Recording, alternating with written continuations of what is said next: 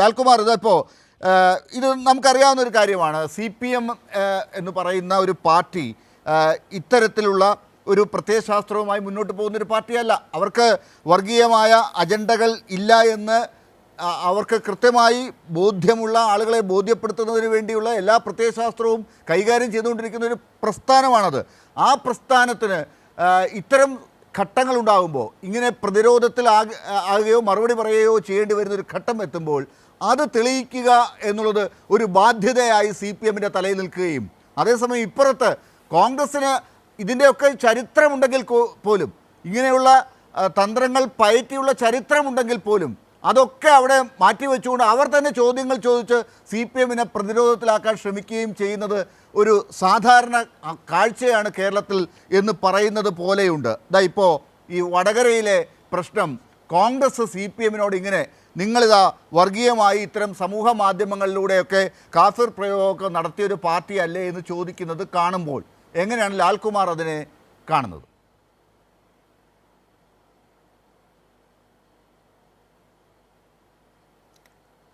അല്ല, ഇതിനകത്ത് അടിസ്ഥാനപരമായി സംഭവിക്കുന്നൊരു വിഷയം, ഐഡൻറ്റിറ്റി ഇല്ലാത്ത ആൾക്കാർ കുറേ ഇങ്ങനെയുള്ള സ്ക്രീൻഷോട്ടുകൾ ഉണ്ടാക്കി വിടുന്നു എന്നുള്ളതാണ്. ഇതിപ്പോൾ ആരുണ്ടാക്കി, എങ്ങോട്ടേക്ക് പോയി? ഇത് ശരിക്കും പറഞ്ഞാൽ ബസന്തിന് അറിയാവുന്ന കാര്യമാണ്. പോലീസ് ഇൻവെസ്റ്റിഗേഷനകത്ത് പോലും ഒരു പരിധിവരെ ഈ സൈബർ സോഴ്സ് ക്ലിയറായിട്ട് കണ്ടുപിടിക്കാൻ പറ്റത്തില്ല. വേറെ സ്ഥലങ്ങളിലൊക്കെ ആണെങ്കിൽ വലിയ പാടായിരിക്കും. ഞാൻ ഇൻവെസ്റ്റിഗേഷൻ്റെ എവിടെയാണ്, ഏത് സ്റ്റേജിലാണ് നിൽക്കുന്നതെന്ന് എനിക്കറിയില്ല. പക്ഷേ നമ്മൾ നേരിടുന്ന അതിനകത്തൊരു ഡിഫിക്കൽറ്റി ഉണ്ടെന്നുള്ളത് ഒരു സത്യമാണ്. ഞാൻ അതിനകത്തൊരു മറച്ചു വെച്ച് പറയാനായിട്ടുള്ളതല്ല. ഞാൻ ആഗ്രഹിക്കുന്നത്, എൻ്റെ പൊളിറ്റിക്കൽ പോയിൻ്റ് എന്ന് വെച്ചാൽ, ആൾക്കാർ അറിയാൻ വയ്യാത്ത, തലയില്ലാത്ത ആൾക്കാർ വന്നിരുന്ന് എന്തു വേണമെങ്കിൽ ചെയ്യാൻ പറ്റുന്ന രീതിയിലേക്ക്, അവർക്ക് ഒരു വലിയ രാഷ്ട്രീയ ഇടപെടൽ നടത്തത്തക്ക രീതിയിലേക്ക് നമ്മുടെ സംസ്ഥാനത്തെ അല്ലെങ്കിൽ രാജ്യത്തെ രാഷ്ട്രീയം മാറിയിട്ടുണ്ട്.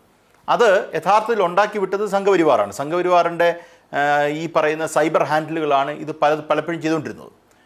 ഞാൻ ആലോചിക്കുകയായിരുന്നു, ഈ വിഷയം കൊണ്ട്, ഇപ്പം കാഫിർ വിഷയം അല്ലെങ്കിൽ ഈ പറഞ്ഞ വിഷയം കൊണ്ട് യഥാർത്ഥത്തിൽ ഈ സംസ്ഥാനത്തെ രാഷ്ട്രീയ പാർട്ടികൾക്ക് ഏത് പാർട്ടിക്കാണ് പ്രയോജനം ചെയ്യുന്നത് എന്ന് എന്നോട് ചോദിച്ചാൽ ഞാൻ പറയും അത് സംഘപരിവാറിനാണെന്ന് ഞാൻ പറയും. കാര്യം സംഘപരിവാർ രാഷ്ട്രീയത്തിനാണ് അത് ഏറ്റവും കൂടുതൽ ഗുണം ചെയ്യാൻ പോകുന്നത്. കാര്യം മുസ്ലിം ഐഡൻറ്റിറ്റി ഉപയോഗിച്ചിട്ടുള്ള ഒരു രാഷ്ട്രീയ വിഷയമായി അവിടെ മാറുന്നു എന്നുള്ളതുകൊണ്ടാണ്. കാര്യം മുസ്ലിം എന്ന നാമം അല്ലെങ്കിൽ മുസ്ലിം എന്ന പേര് അപ്പുറത്ത് വരുമ്പോൾ തന്നെ യഥാർത്ഥത്തിൽ ഈ പറയുന്ന സംഘരാഷ്ട്രീയത്തിന് അവിടെ ഒരു കളമൊരുങ്ങുന്ന ഒരു സാഹചര്യമുണ്ട്. അപ്പോൾ ഇത് ആരാ ഉണ്ടാക്കിയിരിക്കുന്നത്, എന്ത് ഇൻറ്റൻഷൻ എന്തുകൊണ്ടാണ് ഉണ്ടാക്കിയിരിക്കുന്നത് നമ്മൾ കണ്ടുപിടിക്കേണ്ട കാര്യമില്ല. മലീഷ്യസ് ഇൻറ്റൻഷനാണ് ഉള്ളതെന്നുള്ള കാര്യത്തിൽ സംശയമില്ല. അതിപ്പോൾ X ഉണ്ടാക്കിയാലും Y ഉണ്ടാക്കിയാലും Z ഉണ്ടാക്കിയാലും അതിനകത്തുള്ളത് മലീഷ്യസ് ഇൻറ്റൻ്റാണ്. ആ ഇൻറ്റൻഷന് എനിക്ക് തോന്നുന്നില്ല ഒരു പൊളിറ്റിക്കൽ പാർട്ടി റെസ്പോൺസിബിലിറ്റി ഏറ്റെടുക്കേണ്ട സാഹചര്യം ഉണ്ടെന്ന് എനിക്ക് തോന്നുന്നില്ല.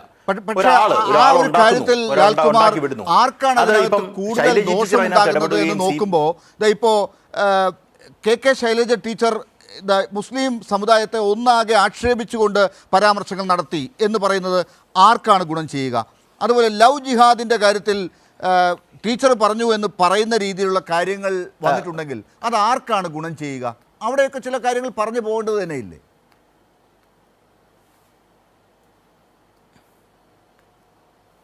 അതിനകത്ത് ലാൽ മനസ്സിലാക്കേണ്ട ഒരു കാര്യം, അതിനകത്ത് ഇമ്മീഡിയറ്റ് ബെനിഫിഷ്യറിയും ലോങ് ടേം ബെനിഫിഷ്യറി എന്ന് പറയുന്ന രണ്ട് ആസ്പെക്റ്റ് ഉണ്ട്. ഞാൻ ആദ്യം പറഞ്ഞത് ലോങ് ടേം ബെനിഫിഷ്യറിയെ കുറിച്ചാണ്. ലോങ് ടേം ബെനിഫിഷ്യറി ഉറപ്പായിട്ടും സംഘപരിവാറാണ്. അതിൻ്റെ സാമൂഹിക ക്രമത്തെക്കുറിച്ചാണ് ഞാൻ ആദ്യം സംസാരിച്ചത്. ഇമ്മീഡിയറ്റ് ബെനിഫിഷ്യറി അതിനകത്ത് കോൺഗ്രസ് പാർട്ടി ആയിരിക്കും എന്നുള്ള കാര്യത്തിൽ എനിക്ക് സംശയമില്ല. അതിലേക്ക് ഞാൻ വരാം, ഞാൻ ഇടപെടാതിരുന്നാൽ ഞാൻ വരാം. അപ്പോൾ ഇവിടെ നോക്കൂ, സംഭവിച്ചിരിക്കുന്നൊരു കാര്യം, ശൈലജ ടീച്ചർ എന്ന് പറയുന്ന ഒരു പൊളിറ്റിക്കൽ പേഴ്സണാലിറ്റി, അത് രാജ്യം മൊത്തത്തിൽ റെസ്പെക്റ്റ് ചെയ്യുന്ന രീതിയിലുള്ളൊരു പൊളിറ്റിക്കൽ ഫിഗറായി സഖാവ് ശൈലജ ടീച്ചർ ഉയർന്നിട്ടുണ്ട്, വളർന്നിട്ടുണ്ട് എന്നുള്ള കാര്യത്തിൽ ആർക്കും സംശയമില്ലാത്തൊരു കാര്യമാണ്. ശൈലജ ടീച്ചർ എന്ന് പറയുന്നത് ഒരു പൊട്ടൻഷ്യൽ പൊളിറ്റിക്കൽ പേഴ്സൺ ആയതുകൊണ്ട് യഥാർത്ഥത്തിൽ കോൺഗ്രസിൻ്റെ ഹാൻഡിൽ എന്നുള്ളതിനെക്കാട്ടിലും ഉപരി ലീഗിൻ്റെ ആൾക്കാർ ഒരു പരിധിവരെ ഈ തെരഞ്ഞെടുപ്പിനൊക്കെ എത്രയോ നാളുകൾക്ക് മുമ്പ് വളരെ മോശമായ ദുഷ്പ്രചരണങ്ങൾ ശൈലജ ടീച്ചറിനടക്കം നടത്തിയിട്ടുണ്ട്. മുഖ്യമന്ത്രിയുടെ ഓഫീസിലേക്ക് ഒരിക്കൽ ഞാൻ ഒരു ഫോട്ടോഗ്രാഫ് അയച്ചു കൊടുത്തു. അത് മാലാഖ എന്ന് പറയുന്ന ഒരു രൂപം ഉണ്ടാക്കി ശൈലജ ടീച്ചറിൻ്റെ പടം തലയ്ക്ക് വെച്ച് ഒരു നക്ഷത്രം കൈ പിടിച്ച് ഒരു മോശം ഡ്രസ്സോടുകൂടി നിൽക്കുന്ന ഒരു ലേഡി ഫിഗറായി എന്നുവെച്ചാൽ മാലാഖയെ കാണിക്കാൻ വേണ്ടിയിട്ടാണ്. അങ്ങനെ ഒരു ഫിഗർ ഉണ്ടാക്കി ഇവിടെ പ്രചരണം നടന്നിട്ടുണ്ട്. അത് ഈ കാലത്തല്ല, കോവിഡ് കാലത്താണ്. ആ കോവിഡ് കാലം അതാ പറഞ്ഞത്. ശൈലജ ടീച്ചറെ നിങ്ങൾ വടകരയിൽ മാത്രമായിട്ട് കൊണ്ടുവച്ചാൽ ഈ ചോദ്യത്തിന് ഉത്തരം കിട്ടുമോ എന്ന് ചോദിച്ചാൽ ഇല്ല, ഞാൻ ഉറപ്പിച്ചു പറയും. കാര്യം ശൈലജ ടീച്ചറിനെതിരെയുള്ള പ്രവർത്തനം അതിരൂക്ഷമായ ടീച്ചർ അമ്മ എന്നൊക്കെ പറഞ്ഞിട്ടുള്ള അതിന് ബദലായിട്ട് അന്നത്തെ KPCC പ്രസിഡന്റ് ആയിരുന്ന മുല്ലപ്പള്ളി തന്നെ എന്തെല്ലാം കാര്യങ്ങൾ പറഞ്ഞു. ഏതെല്ലാം മോശപ്പെട്ട വർത്തമാനം അദ്ദേഹം പറഞ്ഞു. അദ്ദേഹം കോൺഗ്രസ് അതിൽ നിന്ന് പിന്നീട് ഒഴിയേണ്ടി വന്നു. അപ്പൊ അങ്ങനെ ഒരു പ്രലൂഡ് ഈ വിഷയത്തിലുണ്ട് എന്ന് നമ്മൾ മനസ്സിലാക്കേണ്ട ഒരു കാര്യമുണ്ട്. അതൊന്ന്. അപ്പൊ ശൈലജ ടീച്ചറിനെതിരെ ഒരു ആക്രമണം ഇങ്ങനൊരു കാര്യം വരുമ്പം ആരഴിച്ചു വിട്ടാലും XYZ ആരഴിച്ചു വിട്ടാലും അത് ശൈലജ ടീച്ചർ അത് കാണുമ്പം, അല്ലെങ്കിൽ ശൈലജ ടീച്ചറുമായി ബന്ധപ്പെട്ട് നിൽക്കുന്ന ആൾക്കാരത് കാണുമ്പം അവർക്ക് തോന്നുക ഈ പറയുന്ന അവരെ ടാർണിഷ് ചെയ്യാനായിട്ടുള്ള ഒരു പൊളിറ്റിക്കൽ അജണ്ടയുമായി മുന്നോട്ട് വരുന്നു എന്ന് മാത്രമേ ചിന്തിക്കാൻ കഴിയൂ. അതിനുള്ള പ്രതികരണം ഉറപ്പായിട്ടും ഉണ്ടാവും. ഇതിപ്പോൾ ഇവരാരും അറിഞ്ഞുകൊണ്ടാകണമെന്നൊന്നും നിർബന്ധവുമില്ല. അതാ ഞാൻ പറഞ്ഞ ഐഡന്റിറ്റി ഇല്ലാത്ത ആൾക്കാർ ക്രിയേറ്റ് ചെയ്യുന്നതിൻ്റെ ഒരു പ്രശ്നമാണ്. ഒന്നത്. ആ ആസ്പെക്ട് കഴിഞ്ഞ് മറ്റൊരു ആസ്പെക്റ്റിലേക്ക് വരാം. നോക്കൂ, ഷാഫി പറമ്പിൽ പ്രതികരിച്ചതുമായി ബന്ധപ്പെട്ട് ബസന്ത് പറഞ്ഞു. ഞാൻ ഉറപ്പിച്ചു, ഞാനിത് ഈ ചർച്ചയിൽ ഈ വിഷയവുമായി ബന്ധപ്പെട്ട ചർച്ചയിൽ പലപ്പോഴും പറഞ്ഞാണ്. ഷാഫി ഇമ്മീഡിയറ്റ്ലി പ്രതികരിച്ചില്ല. ബസന്ത് പോയി ഡേറ്റ് എടുത്ത് നോക്കിയോ. ഷാഫി ഒരു 4 ദിവസമെങ്കിലും കഴിഞ്ഞിട്ടാണ് ഷാഫി അത് പ്രതികരിക്കുന്നത്. മിനിമം 4 ദിവസം. ഒരു പൊതുപ്രവർത്തകന് ഇപ്പൊ പറഞ്ഞാലേ അദ്ദേഹം അത് ചെയ്തോ ചെയ്തില്ലയോ എന്നുള്ളല്ല, ഷാഫി അറിഞ്ഞുകൊണ്ടാണോ ഇത് ചെയ്യുന്നത് എന്നൊരു ചോദ്യം പൊളിറ്റിക്കൽ അക്യൂസേഷൻ തന്നെയാണ് അപ്പുറത്തുനിന്ന് വരുന്നത്. ശൈലജ ടീച്ചറിന്റെ അക്യൂസേഷൻ പൊളിറ്റിക്കൽ അക്യൂസേഷനാണ്. അപ്പൊ അതിന് മറുപടി എന്താകണം? എന്നോട് ചോദിക്കുകയാണെങ്കിൽ ഞാനല്ല, അന്വേഷണം നടക്കട്ടെ, പോലീസിന് കംപ്ലൈന്റ് കൊടുക്കാം, ടീച്ചർ ഇങ്ങനൊരു ആരോപണം എന്നിലേക്ക് ഉയർത്തുന്നത് ശരിയല്ല എന്നിട്ട് ഷാഫിക്ക് ഉറപ്പായിട്ടും പറയാം. ഞാനാണെങ്കിൽ അന്നത്തെ അപ്പുറത്തെ സെക്കൻഡിൽ മറുപടി പറയും. ഷാഫി 4-5 ദിവസം എടുത്താണ് ബസന്തെ മറുപടി പറയുന്നത്. ഞാൻ അതിന് എത്ര മണിക്കൂർ വേണം തർക്കിക്കാനും തയ്യാറായി അതിനകത്ത്. അത് സത്യത്തിൽ അന്ന് സംഭവിച്ചത് ഷാഫി ഇമ്മീഡിയറ്റ് റെസ്പോൺസ് കൊടുത്തിട്ടേ ഇല്ല ആ വിഷയത്തിൽ. അതൊരു പ്രശ്നമാണ്. ഒരു പൊതുപ്രവർത്തകൻ എന്നുള്ള രീതിയിൽ കേരളത്തിൽ ഒരു നല്ല ഫിഗറുള്ള ഒരു പൊളിറ്റിക്കൽ പേഴ്സണാലിറ്റിക്കെതിരെ ഒരു പ്രചരണം നടത്തുന്നു. ദുഷ്പ്രചരണം പലതും നടന്നിട്ടുണ്ട്. അതിനകത്ത് പിന്നെ ഒരു പ്രചരണം വരുമ്പം ഇപ്പൊ ടീച്ചർ അറിയാതാണ് ഒരു സ്റ്റേറ്റ്മെന്റ് പറയുന്നതിരിക്കട്ടെ, ഷാഫിക്കെതിരെ ഒരു സ്റ്റേറ്റ്മെന്റ് ടീച്ചർ ഷാഫിയുടെ കൂട്ടത്തിൽ നിൽക്കുന്ന ഷാഫി ചെയ്തു എന്നല്ല, ഷാഫിയുടെ ക്യാമ്പിൽ നിൽക്കുന്ന ഒരാൾക്കാർ ചെയ്തു എന്ന് പറഞ്ഞ ഒരു അലിഗേഷൻ ടീച്ചർ വെക്കുമ്പം അതിനുള്ള റെസ്പോൺസ് ഇമ്മീഡിയറ്റ് ആയിരിക്കണമെന്നാണ് ഞാൻ കരുതുന്നത്. അല്ലാതെ 4 ദിവസം കഴിഞ്ഞ് പറഞ്ഞു കഴിഞ്ഞാൽ അങ്ങനെ ഒക്കുക. അപ്പ പറഞ്ഞു എന്ന് പറഞ്ഞാൽ അപ്പ പറഞ്ഞിട്ടില്ല, ബസന്തിന് വേണേൽ ഡേറ്റ് എടുത്ത് പരിശോധിക്കാം. ബാക്കിയോ കുറച്ച് ആൾക്കാർ പറഞ്ഞിട്ടുണ്ട്, ഞങ്ങൾ ഇതിനകത്തില്ല. KK രമ ആദ്യം പറഞ്ഞ ആളാണ്, ഞാനതൊക്കെ അംഗീകരിക്കാൻ തയ്യാറാണ്. അവർ പറഞ്ഞിട്ടുള്ള കാര്യമാണ്. അവരല്ല, അതിനെക്കുറിച്ച് അന്വേഷിക്കണം, ദുഷ്പ്രചരണമാണ് എന്നൊക്കെ തന്നെ വ്യക്തമായി പറഞ്ഞിട്ടുണ്ട്. അത് അടുത്ത പോയിന്റ്. 3, ഷാഫി എങ്ങനെ അവിടുത്തെ കാൻഡിഡേറ്റ് ആയി എന്നുള്ളതാണ്. വർഗീയതയെക്കുറിച്ചാണല്ലോ പറഞ്ഞു വരുന്നത്. ഷാഫി എങ്ങനെ അവിടുത്തെ കാൻഡിഡേറ്റ് ആയി? ഷാഫി യഥാർത്ഥത്തിൽ K മുരളീധരൻ ജയിച്ചു നിന്ന സ്ഥലത്ത് അവിടേക്കാണ് യഥാർത്ഥത്തിൽ ഷാഫി പോകുന്നത്. അന്ന് ഈ പറയുന്ന പാളയങ്ങളിൽ രാഷ്ട്രീയ ക്യാമ്പുകളിൽ ഉണ്ടായിരുന്ന പൊതു ചർച്ച അത് ഷാഫി ലീഗിന്റെ 3ാമത്തെ സ്ഥാനാർത്ഥി എന്നാണ്. ലീഗിന് അന്ന് മൂന്നാമതൊരു സ്ഥാനാർത്ഥിയെ കൊടുക്കാനുള്ള അർഹതയുണ്ട് എന്ന് പറയുകയും അത് അവർക്ക് കിട്ടാതെ വരികയും ചെയ്യുന്നു. കാര്യം രാഹുൽ ഗാന്ധി വയനാട്ടിലേക്ക് വന്നില്ല എങ്കിൽ അവർക്ക് ആ സീറ്റ് കൊടുക്കണമെന്ന് അവർ ആവശ്യപ്പെട്ടു.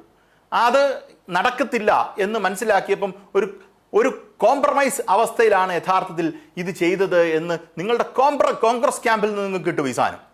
ഇത് നമ്മുടെ വ്യക്തമായും ലീഗിന്റെ 3ാമത്തെ സ്ഥാനാർത്ഥിയാണെന്നുള്ള ഒരു രീതിയിലാണ് കാര്യങ്ങൾ, ഒരു ഇംപ്രഷൻ ഉണ്ടായിരുന്നത്. ലീഗാണ് അവിടെ, കോൺഗ്രസ് അല്ല അവിടെ ഏറ്റവും കൂടുതൽ ഷാഫിക്ക് വേണ്ടി പണിയെടുത്തത്. അത് ലീഗ് തന്നെയാണ് അവിടുത്തെ ഏറ്റവും കൂടുതൽ പണിയെടുത്തത്. അപ്പൊ ഇങ്ങനെയുള്ള ഒരു പ്രിലൂഡിൽ നിന്ന് ഒരു കാര്യം വരുമ്പം യഥാർത്ഥത്തിൽ ഒരാൾ സംശയിച്ചു പോയാൽ ആ സംശയത്തിനെ ഞാൻ കുറ്റം പറയില്ല. ഇപ്പൊ പറഞ്ഞ പോലെ ഇത് ഇൻവെസ്റ്റിഗേഷനകത്ത്, ഞാൻ ഇതൂടെ പറയാം, ഇൻവെസ്റ്റിഗേഷനകത്ത് പോയി അകത്തോട്ട് വരുമ്പം assume that this is totally been done by a CPM person. CPM കാരനാണ് ഇത് ചെയ്തെന്നിരിക്കട്ടെ, വൃത്തികേടാണ്. അതിന് അദ്ദേഹത്തെ ചാർജ് ചെയ്ത് ഏറ്റവും മോശമായ രീതിയിൽ തന്നെ അതിനെ ഡീൽ ചെയ്യേണ്ടതായിട്ടുണ്ട്. നിയമത്തിൽ കിട്ടാവുന്ന ഏറ്റവും വലിയ ശിക്ഷ മേടിച്ചു കൊടുക്കേണ്ടതുണ്ട്. കാര്യം ഞാൻ നേരത്തെ പറഞ്ഞ പോലെ ഇതിൻ്റെ ലോങ് ടേം ഇഷ്യൂ എന്ന് പറഞ്ഞു കഴിഞ്ഞാൽ അത് ഒരിക്കലും സംസ്ഥാനത്തിന് ഗുണം ചെയ്യുന്നൊരു കാര്യമല്ല. അപ്പം ഞാൻ പറയാൻ ശ്രമിക്കുന്ന പോയിന്റ്, ഈ പറയുന്ന ഒരു പൊളിറ്റിക്കൽ വിഷയം നമ്മുടെ മുന്നിലേക്ക് വരുമ്പം ഒറ്റ സ്പോട്ടിൽ ഈ പറയുന്ന ഒരു വർഗീയതയും പറയാതെയാണോ യഥാർത്ഥത്തിൽ ഈ പറയുന്ന വടകരയിൽ ഇവിടെ തിരഞ്ഞെടുപ്പിൽ നേരിട്ടിട്ടുള്ളത്? 100% ഞാൻ പറയുന്നു അല്ല. കാര്യം അവിടുത്തെ ആൾക്കാരോട് നിങ്ങൾ ചോദിച്ചാൽ മനസ്സിലാവും, അവിടെ യഥാർത്ഥത്തിൽ മുസ്ലിം ഹിന്ദു പോളറൈസേഷൻ നടക്കുന്ന രീതിയിലുള്ളൊരു ഡെവലപ്മെന്റ് ഉണ്ടായിരുന്നു. എങ്ങനെ മുസ്ലിം പോളറൈസേഷൻ ആർക്ക് അനുകൂലമായിട്ടുണ്ടാവും? ശൈലജ ടീച്ചറിന് അനുകൂലമായിട്ട് ഉണ്ടാവുമോ? മുസ്ലിം പോളറൈസേഷൻ ഉണ്ടാകുമ്പം ശൈലജ ടീച്ചറിന് അനുകൂലമായിട്ട് ഉണ്ടാകത്തില്ല. അവിടെ അങ്ങനെ ഒരു പോളറൈസേഷനുള്ള ഒരു സ്കോപ്പും അവിടെ ഉണ്ടായിരുന്നു. അപ്പം നമ്മൾ കാര്യം പറയുമ്പം എല്ലാം ഡീറ്റെയിൽഡ് ആയിട്ട് തന്നെ പറഞ്ഞു പോകണം. ഇപ്പോൾ പറഞ്ഞാലേ കോൺഗ്രസ് അത് ചെയ്തിട്ടില്ല, ഒരു ഉദാഹരണമാണ് ഞാൻ പറയുന്നത്. കോൺഗ്രസ് അത് ചെയ്തിട്ട് ആളെ പിടിക്കണം. അതിൻ്റെ വസന്ത് ഇപ്പോൾ പറയാണ് അതിൻ്റെ ഉത്തരവാദിത്തം ആഭ്യന്തര വകുപ്പിനാണെന്ന് പറഞ്ഞാൽ ഞാൻ സമ്മതിക്കും. അതിൻ്റെ ഉത്തരവാദിത്വം ആഭ്യന്തര വകുപ്പിനാണ്. കാര്യം പ്രതിപക്ഷ നേതാവിന് ആ വിഷയത്തെക്കുറിച്ച് അന്വേഷിക്കാൻ പറ്റില്ല, അത് കണ്ടെത്താൻ പറ്റില്ല, കണ്ടെത്തട്ടെ. അതിന് ഞാൻ തരുന്ന മറുപടി, ഞാൻ വിശ്വസിക്കുന്നത് ഇതിൻ്റെ യഥാർത്ഥ കുറ്റവാളി, ഞാൻ പറഞ്ഞു എക്സ് വൈ ഓർ സെഡ് ആര് തന്നെ ആകട്ടെ, അതിൽ പിടിക്കപ്പെടും തന്നെയാണ് ഞാൻ കരുതുന്നത്. ഞാൻ AK സെന്ററിന് ബോംബെറിഞ്ഞ ആൾക്കാരെ കുറിച്ച് നമ്മൾ പറഞ്ഞു, സന്ദീപാനന്ദഗിരിയുടെ ആശ്രമം കത്തിച്ചവരെ കുറിച്ച് നമ്മൾ പറഞ്ഞു. ആദ്യ കുറേ കാലങ്ങൾ ഇവരെ കിട്ടിയില്ല. പക്ഷേ ഞാൻ അടിയുറച്ച് വിശ്വസിക്കുന്നത് ഈ ആളെയും കിട്ടുമെന്നാണ്. നമ്മൾ ഈ ഒരു പോയിന്റിന്റെ ക്രോസ് സെക്ഷൻ എടുത്ത് ആരാണ് ചെയ്തതെന്ന് കിട്ടിയിട്ടില്ല എന്നുള്ളത് കൊണ്ട് ഈ ആളെ കിട്ടില്ല എന്ന് കരുതണ്ട, 100% കിട്ടും. പിന്നെ ഈ പറയുന്ന മോശമായ വീഡിയോ ഇറങ്ങി അങ്ങനെയുള്ള പദപ്രയോഗങ്ങളൊക്കെ ഇവിടെ വന്നു. വീഡിയോ ഇറങ്ങി എന്ന് ഗോവിന്ദ മാസ്റ്റർ പറഞ്ഞു എന്നാണ് പറഞ്ഞിരിക്കുന്നത്. ഗോവിന്ദ മാസ്റ്റർ അങ്ങനെ പറഞ്ഞിട്ടുണ്ടെങ്കിൽ ഇല്ലാത്ത സാധനത്തെക്കുറിച്ച് ആ ഗോവിന്ദ മാസ്റ്റർ റെഫർ ചെയ്യുന്നെങ്കിൽ തെറ്റാണ്. അതിനിപ്പോൾ നമ്മൾ തെറ്റാന്ന് പറയാനായിട്ട് അതിപ്പോൾ ഗോവിന്ദ മാസ്റ്ററോട് ചോദിച്ചാലും ഗോവിന്ദ മാസ്റ്റർ ചിലപ്പോൾ തെറ്റാന്ന് പറയും.